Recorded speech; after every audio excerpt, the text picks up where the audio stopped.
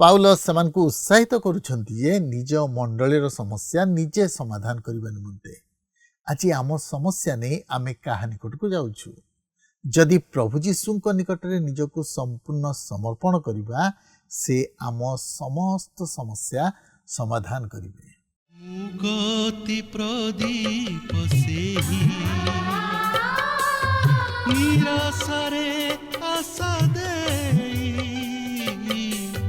ଏ ଘୋର ଦୁର୍ଦିନ କାଳେ ବନ୍ଧୁର ପଥ ଧାରେ ଦିଏ ସେ ଯେ ଶାନ୍ତି ଶିଖା ଦିଏ ସେ ଯେ ଶାନ୍ତି ଶିଖା ଘୁଞ୍ଚାଇ নির্দেশিকা পথ প্রদর্শিকা সে যে পথ প্রদর্শিকা পথ প্রদর্শিকা পথ প্রদর্শিকা। প্রিয় দর্শক বন্ধু নমস্କାର। ପ୍ରଭୁ ଯୀଶୁଙ୍କ ମଧୁମୟ ନାମରେ ଆପଣଙ୍କୁ ପଥ ପ୍ରଦର୍ଶିକା କାର୍ଯ୍ୟକ୍ରମକୁ ସ୍ୱାଗତ କରୁଅଛି। ଆପଣ କେମିତି ଅଛନ୍ତି? ମୋର ବିଶ୍ୱାସ ପ୍ରଭୁଙ୍କ ଦୟା ଓ ଅନୁଗ୍ରହରୁ ଆପଣ ନିଶ୍ଚୟ ଭଲ ଥିବେ ଓ ଆପଣ ନିୟମିତ ଆମ କାର୍ଯ୍ୟକ୍ରମ ଦେଖୁଛନ୍ତି, ସେଥିପାଇଁ ଆମେ ବିଶେଷ ଆନନ୍ଦିତ ଓ ଆତ୍ମିକ ଜୀବନରେ ବଢ଼ି ଚାଲିଛନ୍ତି। ଆପଣଙ୍କ ମତାମତ ଆମମାନଙ୍କୁ ନିଶ୍ଚୟ ଜଣାଇବେ। ଟିଭି ସ୍କ୍ରିନ୍ରେ ଯେଉଁ ନମ୍ବର ଦିଆଯାଇଛି ସେଇ ନମ୍ବରରେ ଆମକୁ ନିଶ୍ଚୟ ଜଣାଇବେ। ଆମେ ଆପଣଙ୍କ ଫୋନ୍ କଲ୍ର ଅପେକ୍ଷାରେ ଅଛୁ। ଆମେ ଏଇ ଦିନମାନଙ୍କରେ କରନ୍ଥୀ ପୁସ୍ତକ ଉପରେ ଅଧ୍ୟୟନ କରୁଛୁ। ପ୍ରଥମ 2 ପର୍ବରେ ଆମେ ଦେଖୁ ଯେ ସେମାନଙ୍କ ମଧ୍ୟରେ ଦଳଭେଦ ଥିଲା। ସେମାନଙ୍କ ମଧ୍ୟରେ କେହି ନିଜକୁ ଆପୋଲଙ୍କର ଦଳର ବୋଲି କହୁଥିଲେ, କେହି ପାଉଲଙ୍କ ଦଳର ବୋଲି କହୁଥିଲେ ଓ ଆଉ କେହି ପିତରଙ୍କ ଦଳର ବୋଲି କହୁଥିଲେ। 2ରୁ 4 ପର୍ବରେ କରନ୍ଥୀ ମଣ୍ଡଳୀର ବିଶ୍ୱାସୀମାନେ ଯେ ଆତ୍ମିକ ଜୀବନରେ ପରିପକ୍ୱ ନଥିଲେ ତାହା ଆମେ ଲକ୍ଷ୍ୟ କରୁ। ସେମାନେ ନିଜକୁ ଅତି ଜ୍ଞାନୀ ମନେ କରୁଥିଲେ। ସେମାନେ ସାଂସାରିକ ମନା ଥିଲେ, ଆତ୍ମିକ ଭାବେ ପରିପକ୍ୱ ନଥିଲେ। 5 ଓ 6 ପର୍ବରେ ସେମାନଙ୍କ ମଧ୍ୟରେ ଥିବା ନୈତିକ ଜୀବନରେ ସେମାନେ ତଳକୁ ଖସି ଯାଇଥିବା ଆମେ ଲକ୍ଷ୍ୟ କରୁ। ବ୍ୟଭିଚାର ରୂପକ ସମସ୍ୟା ସେମାନଙ୍କ ମଧ୍ୟରେ ଦେଖାଦେଇଥିଲା। ପାଉଲ କହୁଛନ୍ତି, ତୁମ ମଣ୍ଡଳୀରେ ଶୃଙ୍ଖଳା ଆଣିବା ନିମନ୍ତେ ଆତ୍ମିକ ଅଧିକାରକୁ ବ୍ୟବହାର କର, ଯେପରି ତାଙ୍କ ଆତ୍ମାକୁ ତୁମେ ରକ୍ଷା କରିପାରିବ। 6 ପର୍ବରେ ପାଉଲ କହୁଛନ୍ତି, ଯଦି ତୁମେ ଭାଇ ବିରୁଦ୍ଧରେ ତୁମର କିଛି କଥା ଥାଏ, ତେବେ ବିଚାର କରିବା ନିମନ୍ତେ ସାଧୁମାନଙ୍କ ନିକଟକୁ ନେଇଯାଅ। କାହିଁକି ତୁମେ ବିଜାତିମାନଙ୍କ ନିକଟକୁ ଯାଉଛ? ପାଉଲ କରନ୍ଥୀ ମଣ୍ଡଳୀର ବିଶ୍ୱାସୀମାନଙ୍କୁ ପ୍ରଶ୍ନ କରୁଛନ୍ତି, ତୁମେ କିଏ? ତୁମେମାନେ ସାଧୁ ଅଟ? କିପରି ତୁମ ବିବାଦ ନେଇ ବିଜାତିମାନଙ୍କ ନିକଟକୁ ଯିବ? ଆମେ ବାସ୍ତବରେ ନିଜ ବିଷୟରେ ଜାଣିବା ଆବଶ୍ୟକ। ପାଉଲ କହନ୍ତି ଯେ ଆତ୍ମିକ ମନା ବ୍ୟକ୍ତି ଅନ୍ୟର ବିଚାର କରିବ, କିନ୍ତୁ କେହି ତାର ବିଚାର କରିବେ ନାହିଁ। ଆମେ ନିଜକୁ ପ୍ରଶ୍ନ କରୁ, ଆମେ କ'ଣ ଆତ୍ମିକ ମନା ଅଟୁ କି? ତେବେ ଆସନ୍ତୁ ଏ ସମ୍ପର୍କରେ ଅଧିକ ଆଲୋଚନା କରିବା ପୂର୍ବରୁ ଏକ ଭକ୍ତିମୂଳକ ଗୀତ ଶୁଣିବା। ତୁମେ ମୋ ଗୀତର ସୁର ଛନ୍ଦ ଲୟ, ମୋ ମନ ଦିଗନ୍ତେ ନବ ସୂର୍ଯ୍ୟୋଦୟ। ତୁମେ ମୋ ଗୀତର ସୁର ଛନ୍ଦ ଲୟ, ମୋ ମନ ଦିଗନ୍ତେ ନବ ସୂର୍ଯ୍ୟୋଦୟ। ମୋ ମନ କାନନେ ମୃଦୁ ସମୀରଣ, ମୋ ମନ କାନନେ ମୃଦୁ ସମୀରଣ। ତୁମେ ମୋ ଧ୍ୟାନର ପ୍ରଥମ ଭାବନା, ଭାବନା। ତୁମେ ମୋ ଚେତନା, ତୁମେ ମୋ ପ୍ରେରଣା, ତୁମେ ମୋ ଚେତନା, ତୁମେ ମୋ ପ୍ରେରଣା।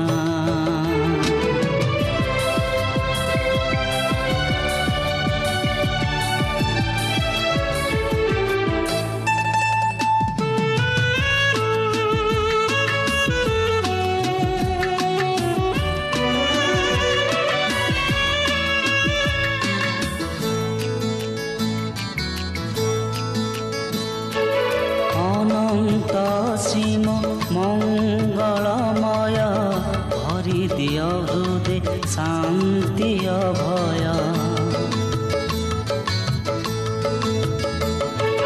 ଅନନ୍ତ ସୀମ ମଙ୍ଗଳମୟ ଭରି ଦିଅ ହୃଦେ ଶାନ୍ତି ଅଭୟ।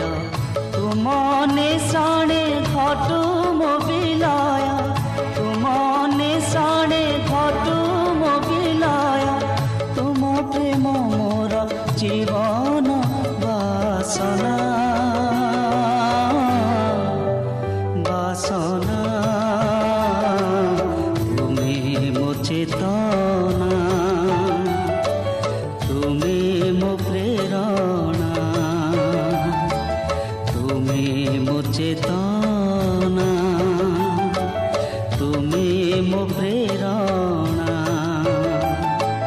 ଚାହେ ମୁଁ ତୁମରି ମଧୁର ଚାଳନା, ଚାଳନା। ତୁମେ ମୋ ଚେତନା, ତୁମେ ମୋ ପ୍ରେରଣା, ତୁମେ ମୋ ଚେତନା। ଆଜି ଆମେ ପ୍ରଥମ କରିନ୍ଥିୟ 6 ପର୍ବର ପ୍ରଥମ ପଦରୁ ଆରମ୍ଭ କରି 20 ପଦ ପର୍ଯ୍ୟନ୍ତ ଅଧ୍ୟୟନ କରିବାକୁ ଯିବା। ଆଜିର ମୁଖ୍ୟ ଆଲୋଚନାର ବିଷୟ ହେଉଛି ଖ୍ରୀଷ୍ଟ ବିଶ୍ୱାସୀମାନଙ୍କ ମଧ୍ୟରେ ନିୟମର ବ୍ୟତିକ୍ରମ। ଏହି 6 ପର୍ବଟି ଖ୍ରୀଷ୍ଟ ବିଶ୍ୱାସୀ ଓ ସରକାର ସହିତ ରହିଥିବା ତାହାର ସମ୍ପର୍କକୁ ପ୍ରକାଶ କରେ। ଖ୍ରୀଷ୍ଟ ବିଶ୍ୱାସୀ ଜାଣେ ଯେ ତାହାର ଦ୍ୱୈତ ନାଗରିକ ପଦ ରହିଅଛି, ସ୍ୱର୍ଗରେ ଓ ଏହି ପୃଥିବୀରେ। ଫିଲିପି 3 ପର୍ବର 20 ପଦରେ ଲେଖା ଅଛି, ଆମ୍ଭେମାନେ ତ ସ୍ୱର୍ଗର ପ୍ରଜା, ସେ ସ୍ଥାନରୁ ମଧ୍ୟ ଆମ୍ଭେମାନେ ତ୍ରାଣକର୍ତ୍ତା ପ୍ରଭୁ ଯୀଶୁଖ୍ରୀଷ୍ଟଙ୍କ ଆଗମନର ଅପେକ୍ଷାରେ ଅଛୁ। କିନ୍ତୁ ତାହାର ଏହି ସ୍ୱର୍ଗୀୟ ନାଗରିକତ୍ୱ ଏହି ଜଗତରେ ସରକାର ପ୍ରତି ରହିଥିବା ତାହାର ଉତ୍ତରଦାୟିତ୍ୱରୁ ତାହାକୁ ମୁକ୍ତ କରିପାରେ ନାହିଁ।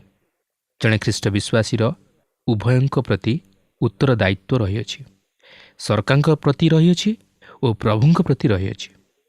ପ୍ରଭୁ ଯୀଶୁଙ୍କୁ ଯେତେବେଳେ ସେହି ହେରୋଦିୟମାନେ ପ୍ରଶ୍ନ କଲେ, କାଇସରଙ୍କୁ କର ଦେବା ବିଧି ସଙ୍ଗତ କି ନା, ସେତେବେଳେ ଯୀଶୁ ସେମାନଙ୍କୁ ଉତ୍ତର ଦେଲେ, କାଇସରଙ୍କର ଯାହା ତାହା କାଇସରଙ୍କୁ ଦିଅ, ପୁଣି ଈଶ୍ୱରଙ୍କର ଯାହା ତାହା ଈଶ୍ୱରଙ୍କୁ ଦିଅ।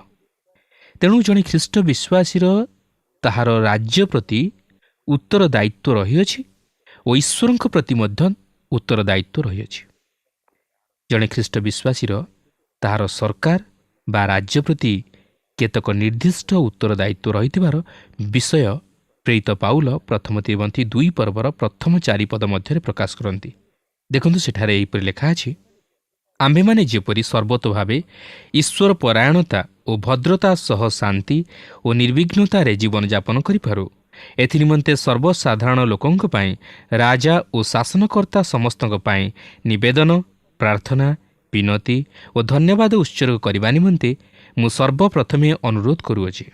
ଏହା ଆମ୍ଭମାନଙ୍କ ତ୍ରାଣକର୍ତ୍ତା ଈଶ୍ୱରଙ୍କ ଦୃଷ୍ଟିରେ ଉତ୍ତମ ଓ ସୁଗ୍ରାହ୍ୟ ଅଟେ। ସମସ୍ତେ ଯେପରି ପରିତ୍ରାଣ ଓ ସତ୍ୟ ସମ୍ବନ୍ଧରେ ଜ୍ଞାନପ୍ରାପ୍ତ ହୁଅନ୍ତି, ଏହା ସେ ଇଚ୍ଛା କରନ୍ତି।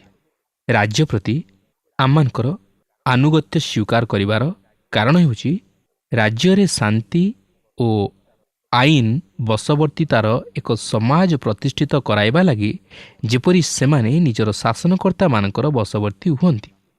କିନ୍ତୁ ଏହା କାହିଁକି ଖ୍ରୀଷ୍ଟ ବିଶ୍ୱାସୀମାନଙ୍କ ନିମନ୍ତେ ବିଶେଷ ଗୁରୁତ୍ୱପୂର୍ଣ୍ଣ? ଯେପରି ସେମାନେ ସୁସମାଚାର ସମ୍ବାଦ ଅନ୍ୟମାନଙ୍କ ନିକଟରେ ପହଞ୍ଚାଇ ପାରନ୍ତି ଓ ସୁସମାଚାର ଯେପରି ନିନ୍ଦିତ ନ ହୁଏ। ପାଉଲ ଏହି ବିଷୟ ରୋମିଓ 13 ପର୍ବର ପ୍ରଥମ 4 ପଦ ମଧ୍ୟରେ ମଧ୍ୟ ଆଲୋଚନା କରିଅଛନ୍ତି। ସେଠାରେ ଲେଖା ଅଛି, ପ୍ରତ୍ୟେକ ଜଣ ଅଧିକାର ପ୍ରାପ୍ତ ଶାସନକର୍ତ୍ତାଙ୍କ ବଶୀଭୂତ ହେଉ, କାରଣ ଅଧିକାର କେବଳ ଈଶ୍ୱରଙ୍କଠାରୁ ଆସେ। ଆଉ ଯେ ସମସ୍ତ ଅଧିକାର ପ୍ରାପ୍ତ ଶାସନକର୍ତ୍ତା ଅଛନ୍ତି, ସେମାନେ ଈଶ୍ୱରଙ୍କ ଦ୍ୱାରା ନିଯୁକ୍ତ।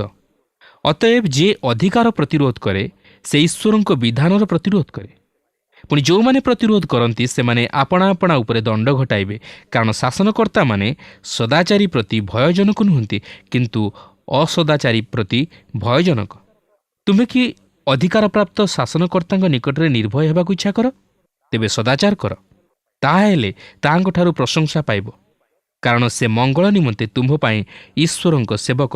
କିନ୍ତୁ ଯଦି ଅସଦାଚାର କର, ତାହେଲେ ଭୀତ ହୁଅ, ଯେଣୁ ସେ ନିରର୍ଥକ ଖଡ଼୍ଗ ଧାରଣ କରନ୍ତି ନାହିଁ, କାରଣ ସେ ଈଶ୍ୱରଙ୍କ ସେବକ ସ୍ୱରୂପେ ଅସଦାଚାରୀ ପ୍ରତି କ୍ରୋଧ ପ୍ରକାଶ କରିବା ନିମନ୍ତେ ଦଣ୍ଡଦାତା ଅଟନ୍ତି। ଏହି ବିଷୟ ଲେଖାଯାଇଥିଲା ଯେତେବେଳେ କି ରୋମିଓ ସରକାର ସ୍ୱେଚ୍ଛାଚାରିତାରେ ଶାସନ କରୁଥିଲେ। ସେହି ଯୁଗର ରୋମିଓ ସମ୍ରାଟ ଏକଛତ୍ରବାଦୀ ଶାସକ ଥିଲେ ଓ ସେମାନଙ୍କ ମଧ୍ୟରୁ ଅନେକ ମଣ୍ଡଳୀର ତାଡ଼ନାକାରୀ ଥିଲେ। ଯଦି କେହି ରୋମିଓ ସରକାରଙ୍କର ବିରୋଧ କରିବା ପାଇଁ ଚେଷ୍ଟା କରେ, ସେ ପ୍ରକୃତରେ ସମସ୍ୟାର ସମ୍ମୁଖୀନ ହେଉଥିଲା, କାରଣ ଏପରି କୌଣସି ସ୍ଥାନ ନଥିଲା ଯେଉଁଠାକୁ ଜଣେ ପଳାଇ ଯାଇପାରିବ ଓ ରୋମିଓ ସରକାର ତାହାକୁ ଖୋଜି ପାରିବ ନାହିଁ କି ତାହାକୁ ବନ୍ଦୀ କରିପାରିବ ନାହିଁ। ଏପରିକି ସେହି ସରକାରର ରାଜତ୍ୱ ସମୟରେ ମଧ୍ୟ ଈଶ୍ୱରଙ୍କ ବାକ୍ୟ ପ୍ରଚାର ନିମନ୍ତେ ସ୍ୱାଧୀନତା ଦିଆଯାଇଥିଲା, ଆଉ ତାହା ହିଁ ପ୍ରତ୍ୟେକ ଖ୍ରୀଷ୍ଟ ବିଶ୍ୱାସୀ ମନ ମଧ୍ୟରେ ରଖିବା ଉଚିତ। ଆଉ ଯଦି ଆମେ ଆଦି ପୁସ୍ତକକୁ ଫେରିଯିବା, ତାହେଲେ ସେଠାରେ ଦେଖିବାକୁ ପାରିବା ଯେ ଈଶ୍ୱର ନିଜେ ରାଜ୍ୟ ପ୍ରତି ଏହିପରି ନିୟମ ପ୍ରଦାନ କରିଥିଲେ। ଆଉ ମୁଁ ଯେତେ ଦୂର ଜାଣେ, ତହିଁରେ ପରିବର୍ତ୍ତନ ଘଟିନାହିଁ।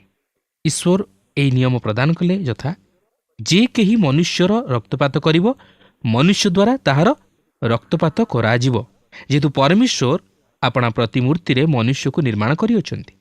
ତେଣୁ ମନୁଷ୍ୟ ଜାତିକୁ ସୁରକ୍ଷା ଓ ସମ୍ମାନ ଦେବା ନିମନ୍ତେ ମୃତ୍ୟୁଦଣ୍ଡ ନିତାନ୍ତ ଆବଶ୍ୟକ। କିନ୍ତୁ ମଣ୍ଡଳୀ ସ୍ଥାନରେ ଓ ରାଜ୍ୟ ସ୍ଥାନରେ ରହିବା ଉଚିତ। ମଣ୍ଡଳୀ ସରକାର ଉପରେ ହସ୍ତକ୍ଷେପ କରିବା ଉଚିତ ନୁହେଁ କି ସରକାର ମଣ୍ଡଳୀ ଉପରେ ହସ୍ତକ୍ଷେପ କରିବା ଉଚିତ ନୁହେଁ। ମାତ୍ର ଉଭୟ ନିୟମରେ ପରସ୍ପର ସହିତ ସମନ୍ୱୟ ରକ୍ଷା କରିବା ଉଚିତ। ସରକାର ମଣ୍ଡଳୀ ପ୍ରତି ଯାହା କରିବା କର୍ତ୍ତବ୍ୟ ତାହା କରିବା ଉଚିତ ଓ ମଣ୍ଡଳୀ ସରକାର ପ୍ରତି ଯାହା କରିବା କର୍ତ୍ତବ୍ୟ ତାହା କରିବା ଉଚିତ। ତେଣୁ ଆସନ୍ତୁ ଏହି ପ୍ରକାର ଦୃଷ୍ଟିକୋଣରୁ ନେଇ ଏହି 6 ପର୍ବଟିକୁ ଅଧ୍ୟୟନ କରିବାକୁ ଯିବା। ଆମେ ତଥାପି ଏହି ପତ୍ରରେ ସେହି ବିଭାଗ ମଧ୍ୟରେ ଅଛୁ ଯାହାକି କରିନ୍ଥୀୟ ମଣ୍ଡଳୀର କାଳିମାମୟ ବିଷୟକୁ ପ୍ରକାଶ କରେ।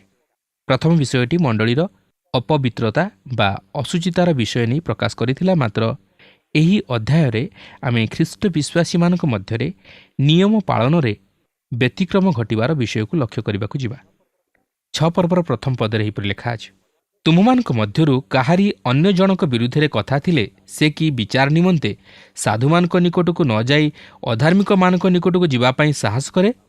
ପାଉଲ ଏଠାରେ କହନ୍ତି ନାହିଁ ଯେ ଖ୍ରୀଷ୍ଟ ବିଶ୍ୱାସୀମାନେ ସରକାରର ନିୟମ କାନୁନର ଆଶ୍ରୟ ନେବା ଉଚିତ ନୁହେଁ ବୋଲି। ଯଦି ଖ୍ରୀଷ୍ଟ ବିଶ୍ୱାସୀମାନେ ନିୟମ କାନୁନର ସଦୁପଯୋଗ ନ କରନ୍ତି, ତାହେଲେ ସେମାନେ ଅଧାର୍ମିକମାନଙ୍କ ହସ୍ତରେ ପଡ଼ିବା ଦ୍ୱାରା ନିଜର କ୍ଷତି ଘଟାଇବେ। ମାତ୍ର ସେଠାରେ କହିବାକୁ ଚାହାନ୍ତି, ଖ୍ରୀଷ୍ଟ ବିଶ୍ୱାସୀମାନେ ପରସ୍ପର ମଧ୍ୟରେ ଘଟିଥିବା ବିବାଦକୁ ନେଇ ସରକାରୀ ଆଇନ ବଳରେ ତହିଁର ସମାଧାନ କରିବା ଉଚିତ ନୁହେଁ। ଅନ୍ୟ ଅର୍ଥରେ କହିବାକୁ ଗଲେ, ବାହାରର ଲୋକମାନଙ୍କ ଦ୍ୱାରା ତହିଁର ସମାଧାନ କରିବା ଉଚିତ ନୁହେଁ। କିମ୍ବା ସରକାରୀ ବିଚାରାଳୟ ମଧ୍ୟକୁ ସେହି ବିଷୟ ନେବା ଉଚିତ ନୁହେଁ। ସେମାନେ ବିଶ୍ୱାସୀମାନଙ୍କ ମଧ୍ୟରେ ସେହି ବିଷୟର ସମାଧାନ କରିନେବା ଉଚିତ।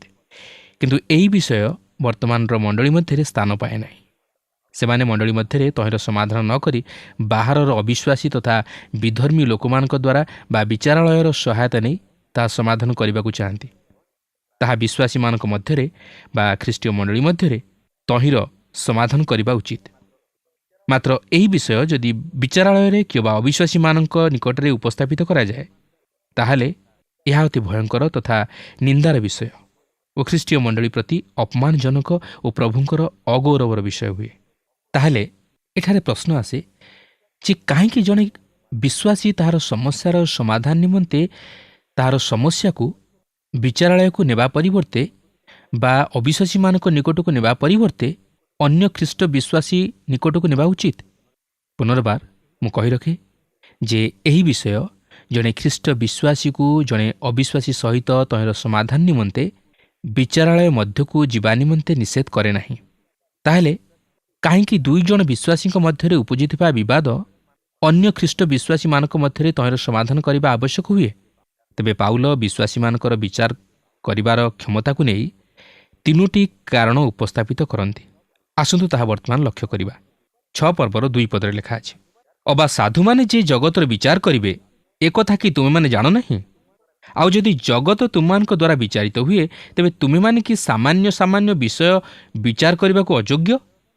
ମୋର ପ୍ରିୟ ବନ୍ଧୁ, ଯଦି ଆପଣ ଜଣେ ଖ୍ରୀଷ୍ଟ ବିଶ୍ୱାସୀ, ତାହେଲେ ଦିନେ ଆପଣ ଖ୍ରୀଷ୍ଟଙ୍କ ସହିତ ଏହି ଜଗତ ଉପରେ ଶାସନ କରିବାର ସୁଯୋଗ ପାଇବେ। ଯାହାକି ସେହି ଅନନ୍ତକାଳୀନ ରାଜ୍ୟରେ ସମଗ୍ର ବିଶ୍ୱର ଘଟଣାଗୁଡ଼ିକ ଉପରେ ନିଷ୍ପତ୍ତି ନେବାରେ ସହାୟକ ହେବେ।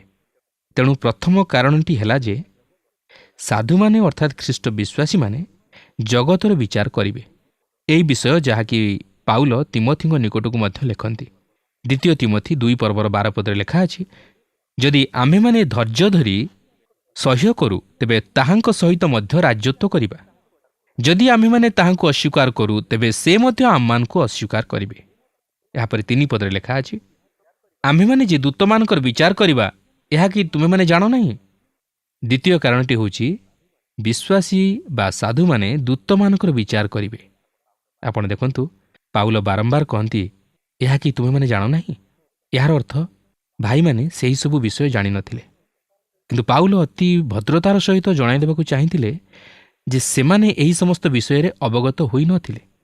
ତେବେ ଏହାର ପ୍ରକୃତ ଅର୍ଥ ମୁଁ ମଧ୍ୟ ବୁଝିପାରେ ନା ଯେ ବିଶ୍ୱାସୀ ବା ସାଧୁମାନେ କିପରି ଦୂତମାନଙ୍କର ବିଚାର କରିବେ। କିନ୍ତୁ ମୁଁ ଏତିକି ଜାଣେ ଯେ ମନୁଷ୍ୟ ଦୂତଗଣଠାରୁ ଅଳ୍ପ ମାତ୍ର ନ୍ୟୁନ କରାଯାଇଅଛନ୍ତି ଓ ସେହି ଉଦ୍ଧାରର କାର୍ଯ୍ୟ ଦ୍ୱାରା ମନୁଷ୍ୟ ଏକ ସ୍ଥାନରେ ଯାଇ ପହଞ୍ଚି ପାରିଛି ଯେଉଁଠାରେ କି ସେ ଈଶ୍ୱରଙ୍କ ସହିତ ସହଭାଗିତା ସ୍ଥାପନ କରିପାରେ। ଆଉ ଏହି ସ୍ଥାନ ବା ସ୍ଥିତି ଦୂତମାନଙ୍କ ଅପେକ୍ଷା ଊର୍ଦ୍ଧ୍ୱରେ। ଈଶ୍ୱର ମଧ୍ୟ ମନୁଷ୍ୟକୁ ପତିତ ହେବା ନିମନ୍ତେ ଅନୁମତି ଦେଲେ।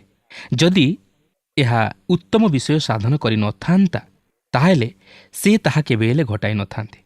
ଏହା ମନୁଷ୍ୟକୁ ଏକ ଉଚ୍ଚତର ସୋପାନରେ ନେଇ ପହଞ୍ଚାଇ ଦିଏ। ବାସ୍ତବରେ ଖ୍ରୀଷ୍ଟ ବିଶ୍ୱାସୀ ଦୂତମାନଙ୍କ ଅପେକ୍ଷା ଅଧିକ ସମ୍ମାନିତ ଓ ଆମ୍ଭେମାନେ ସେମାନଙ୍କର ବିଚାର କରିବାକୁ ଯାଉଅଛୁ। କିନ୍ତୁ ଏହା ଆମର ଚିନ୍ତାର ବାହାରେ। ମାତ୍ର ମୁଁ ଏହା ବିଶ୍ୱାସ କରେ, ଯେହେତୁ ଈଶ୍ୱରଙ୍କ ବାକ୍ୟ ତାହା ପ୍ରକାଶ କରେ। ଏହାପରେ ସେହି ତୃତୀୟ କାରଣଟିକୁ ଜାଣିବା ନିମନ୍ତେ ଏହି 6 ପର୍ବର 9 ରୁ 10 ମଧ୍ୟକୁ ଯିବା। ଦେଖନ୍ତୁ, ଏଠାରେ ଏହିପରି ଲେଖା ଅଛି, ଅବା ଧାର୍ମିକମାନେ ଯେ ଈଶ୍ୱରଙ୍କ ରାଜ୍ୟର ଅଧିକାରୀ ହେବେ ନାହିଁ, ଏହା କି ତୁମେମାନେ ଜାଣ ନାହିଁ? ଭ୍ରାନ୍ତ ହୁଅ ନାହିଁ। ବ୍ୟଭିଚାରୀ କି ପ୍ରତିମା ପୂଜକ କି ପାରଦାରିକ କି ସ୍ତ୍ରୀବତ ଆଚାରୀ କି ପୁଂମୈଥୁନକାରୀ କି ଚୋର କି ଧନଲୋଭୀ କି ମତୁଆଳ କି ନିନ୍ଦକ କି ପରଦ୍ରବ୍ୟ ଲୁଣ୍ଠନକାରୀ ଏମାନେ ଈଶ୍ୱରଙ୍କ ରାଜ୍ୟର ଅଧିକାରୀ ହେବେ ନାହିଁ। ତୃତୀୟ କାରଣଟି ହେଲା ଅଧାର୍ମିକତା ସେହି ରାଜ୍ୟରେ ନାହିଁ। ଦୟାକରି ମନୋଯୋଗର ସହିତ ଏହି ବିଷୟ ଶୁଣନ୍ତୁ, କାରଣ ଏହା ଅତି ଗୁରୁତ୍ୱପୂର୍ଣ୍ଣ। ଆପଣ ଦେଖନ୍ତୁ, କୌଣସି ବାହାରର ବିଚାରପତି ବା ଓକିଲ ଆତ୍ମିକ ନିଷ୍ପତ୍ତି ନେବା ନିମନ୍ତେ ଯୋଗ୍ୟ ବିବେଚିତ ନୁହନ୍ତି, ଯେହେତୁ ସେମାନେ ଆତ୍ମିକ ନୀତି ନିୟମ ଜାଣନ୍ତି ନାହିଁ। ତେଣୁକରି ଯେତେବେଳେ ସେମାନେ କୌଣସି ମାଣ୍ଡଳିକ ବା ଖ୍ରୀଷ୍ଟ ବିଶ୍ୱାସୀମାନଙ୍କର ସମସ୍ୟାର ସମାଧାନ ନିମନ୍ତେ ଆଇନଗତ ବିଧିବିଧାନ ଉପରେ ଦୃଷ୍ଟି ଦିଅନ୍ତି, ସେତେବେଳେ ସେମାନେ ତହିଁର ସମାଧାନ ନିମନ୍ତେ ସମର୍ଥ ହୋଇପାରନ୍ତି ନାହିଁ। କାରଣ ଜଣେ ବାହାରର ବିଚାରପତି ସେ ଆଇନ କାନୁନ ସମ୍ବଳିତ ପୁସ୍ତକଗୁଡ଼ିକ ଜାଣିପାରେ ଓ ତହିଁରେ ଲିଖିତ ଥିବା ସମସ୍ତ ଆଇନ କାନୁନକୁ ଜାଣିପାରେ। ମାତ୍ର ସେ ଆତ୍ମିକ ନିଷ୍ପତ୍ତି ନେବା ବିଷୟରେ କିଛି ଜାଣେ ନାହିଁ। ତାହାର ଆତ୍ମିକ ବିଚାର ବୁଦ୍ଧି ସେହି ସ୍ଥାନରେ କାର୍ଯ୍ୟକାରୀ ହୋଇପାରେ ନାହିଁ। ତେଣୁକରି ପାଉଲ କହନ୍ତି ଯେ ଖ୍ରୀଷ୍ଟ ବିଶ୍ୱାସୀମାନଙ୍କ ମଧ୍ୟରେ ଉପୁଜୁଥିବା ବିବାଦକୁ ଅନ୍ୟ ଖ୍ରୀଷ୍ଟ ବିଶ୍ୱାସୀମାନଙ୍କ ମଧ୍ୟରେ ବା ମଣ୍ଡଳୀ ମଧ୍ୟରେ ତହିଁର ସମାଧାନ କରିବା ଉଚିତ, କିନ୍ତୁ ବାହାରର ଲୋକମାନଙ୍କ ମଧ୍ୟରେ ନୁହେଁ। ଏହାପରେ 6 ପର୍ବର 5 ଓ 6 ଏହିପରି ଲେଖା ଅଛି, ମୁଁ ତୁମମାନଙ୍କୁ ଲଜ୍ଜା ଦେବା ପାଇଁ ଏହା କହୁଅଛି, ଭାଇ ଭାଇ ମଧ୍ୟରେ ମୀମାଂସା କରିବାକୁ ସମର୍ଥ ଏପରି କ'ଣ ଜଣେ ବୋଲି ଜ୍ଞାନୀ ଲୋକ ପ୍ରକୃତିରେ ତୁମମାନଙ୍କ ମଧ୍ୟରେ ନାହିଁ? ମାତ୍ର ଭାଇ ଭାଇ ବିରୁଦ୍ଧରେ ବିଚାରାଳୟରେ ଅଭିଯୋଗ କରେ, ତାହା ପୁଣି ଅବିଶ୍ୱାସୀମାନଙ୍କ ନିକଟରେ। ଦେଖନ୍ତୁ, ପ୍ରକୃତରେ ଦେଖିବାକୁ ଗଲେ ପ୍ରତ୍ୟେକ ଖ୍ରୀଷ୍ଟ ବିଶ୍ୱାସୀ ବିଚାର କରିପାରିବେ ନାହିଁ। ପାଉଲ କହିବାକୁ ଚାହାନ୍ତି, ନିଶ୍ଚିତ ତୁମମାନଙ୍କ ମଧ୍ୟରେ ଜଣେ କେହି ଜ୍ଞାନୀ ଥିବେ ଯେ କି ଏହି ସମସ୍ତ ବିଷୟରେ ବିଚାର କରିପାରିବେ। ବର୍ତ୍ତମାନ ପ୍ରଶ୍ନ ହେଉଛି, କାହିଁକି ଜଣେ ଖ୍ରୀଷ୍ଟ ବିଶ୍ୱାସୀ ବିଚାର କରିବା ନିମନ୍ତେ ସମର୍ଥ? ପାଉଲ ଏଥିର 3ଟି କାରଣ ଦର୍ଶାଇବାକୁ ଚାହାନ୍ତି। 11 ଲେଖା ଅଛି, ଆଉ ତୁମମାନଙ୍କ ମଧ୍ୟରୁ କେହି କେହି ଏହି ପ୍ରକାର ଥିଲ, କିନ୍ତୁ ପ୍ରଭୁ ଯୀଶୁଖ୍ରୀଷ୍ଟଙ୍କ ନାମରେ ଓ ଆମ୍ଭମାନଙ୍କ ଈଶ୍ୱରଙ୍କ ଆତ୍ମାଙ୍କ ଦ୍ୱାରା ତୁମେମାନେ ଧୌତ ହୋଇଅଛ, ପବିତ୍ରକୃତ ହୋଇଅଛ ଓ ଧାର୍ମିକ ବୋଲି ଗଣିତ ହୋଇଅଛ। ପ୍ରଥମ କାରଣଟି ହେଲା, ପାଉଲ କହନ୍ତି ତୁମେମାନେ ଧୌତ ହୋଇଅଛ। ତିତସ୍ 3 ପର୍ବର 5 ଲେଖା ଅଛି, ସେତେବେଳେ ସେ ଆମ୍ଭମାନଙ୍କ କୃତ ଧର୍ମକର୍ମ ସକାଶେ ନୁହେଁ, ମାତ୍ର ଆପଣାର ଦୟାନୁସାରେ ପୁନର୍ଜନ୍ମର ପ୍ରକ୍ଷାଳନ ଓ ପବିତ୍ର ଆତ୍ମାଙ୍କ ନୂତନୀକରଣ ଦ୍ୱାରା ଆମ୍ଭମାନଙ୍କୁ ପରିତ୍ରାଣ କରିଅଛନ୍ତି। ଯେହେତୁ ବିଶ୍ୱାସୀ ଈଶ୍ୱରଙ୍କ ଦୟାନୁସାରେ ପୁନର୍ଜନ୍ମ ଲାଭ କରିଅଛି ଓ ଧୌତ ହୋଇଅଛି। ଏଥିପାଇଁ ସେ ଜାଣେ କିପରି ଦୟା ଦେଖାଇବାକୁ ହେବ। ସେ ଦୟାବାନ ହୋଇପାରେ କାରଣ ସେ ଈଶ୍ୱରଙ୍କ ଦୟାକୁ ଅନୁଭବ କରିଅଛି ଓ ସେ ଧୌତ ହୋଇଅଛି। ତାହାର ପୁନର୍ଜନ୍ମର ଅନୁଭୂତି ରହିଅଛି।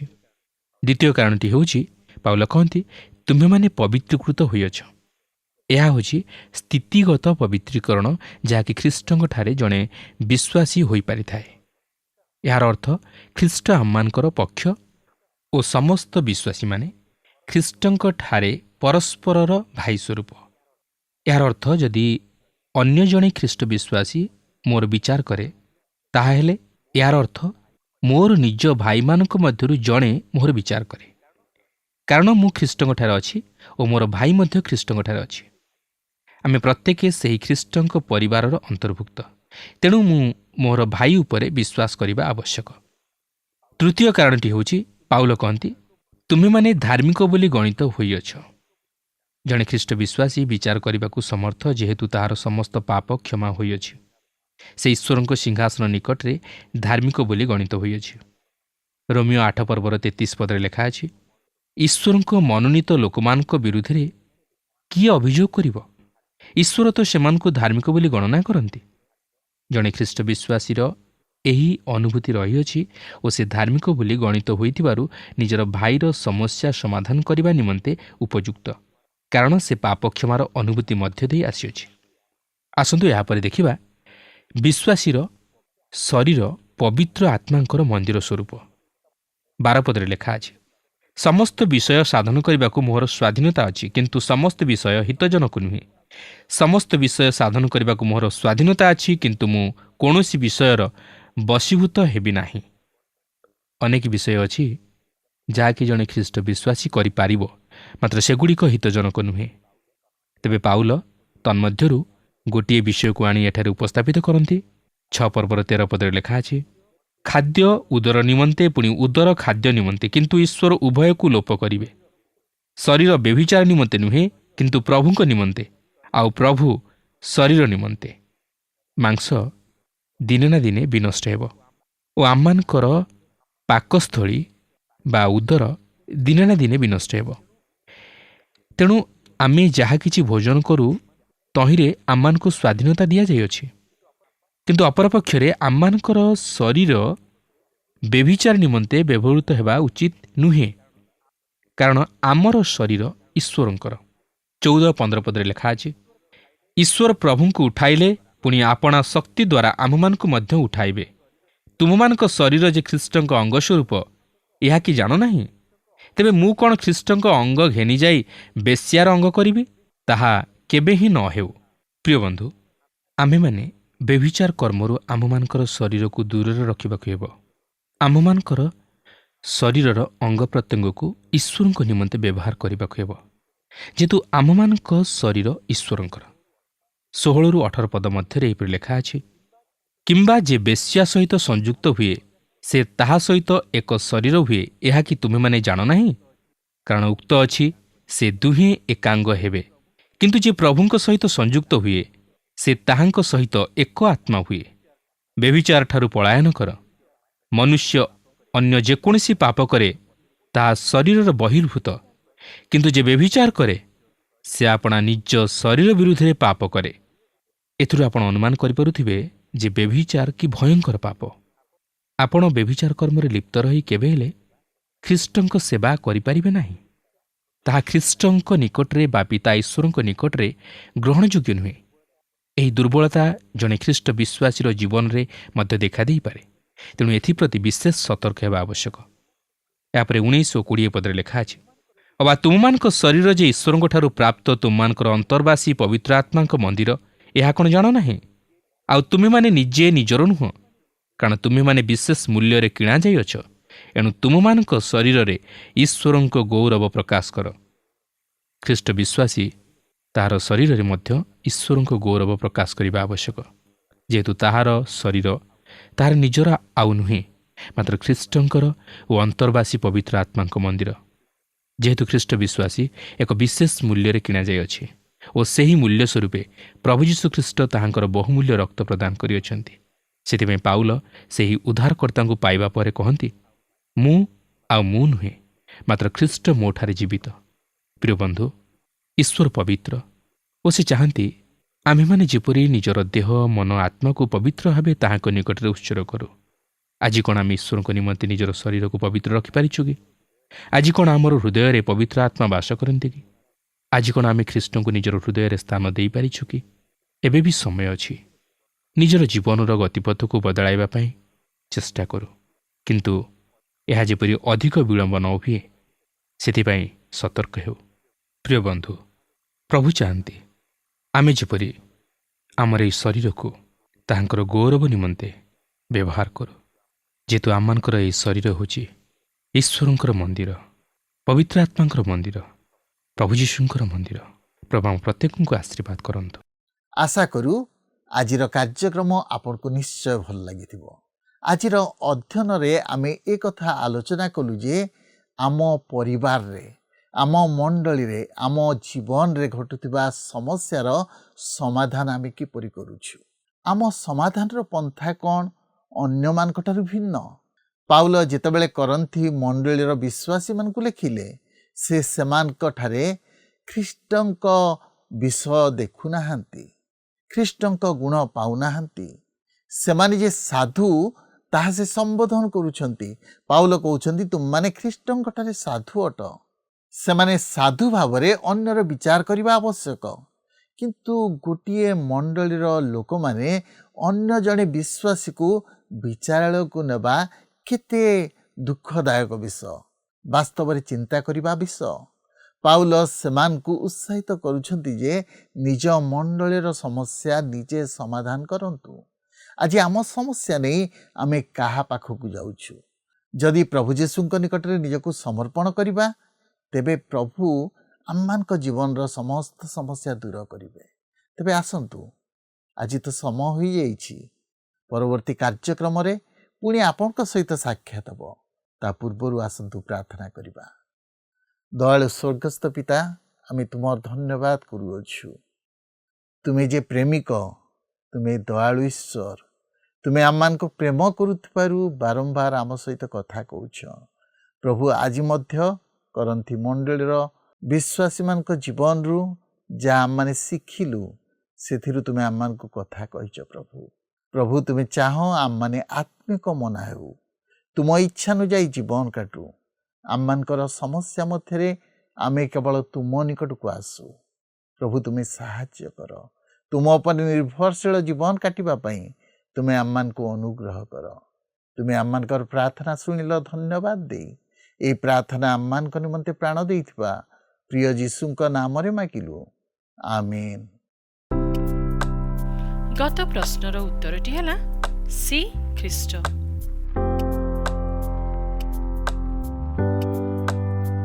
ଆଜିର ପ୍ରଶ୍ନଟି ହେଲା ଶରୀର କାହା ନିମନ୍ତେ ଅଟେ? ଏ ପ୍ରଭୁଙ୍କ, ବି ବ୍ୟଭିଚାର, ସି ଜଗତ, ଡି ନିଜ ସ୍ୱାର୍ଥ।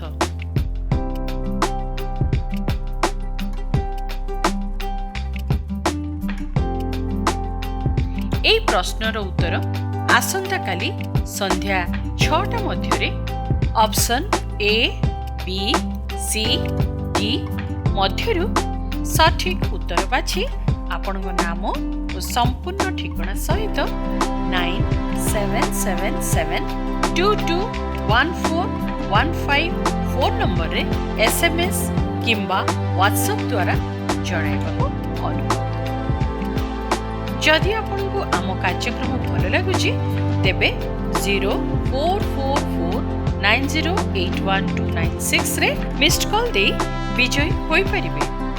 ଗତ ସପ୍ତାହର ବିଜୟ ଦର୍ଶକ ବନ୍ଧୁ ହେଲେ ଖର୍ଦ୍ଧାରୁ ସନ୍ତୋଷ ବେହେରା ଓ ପରିବାର।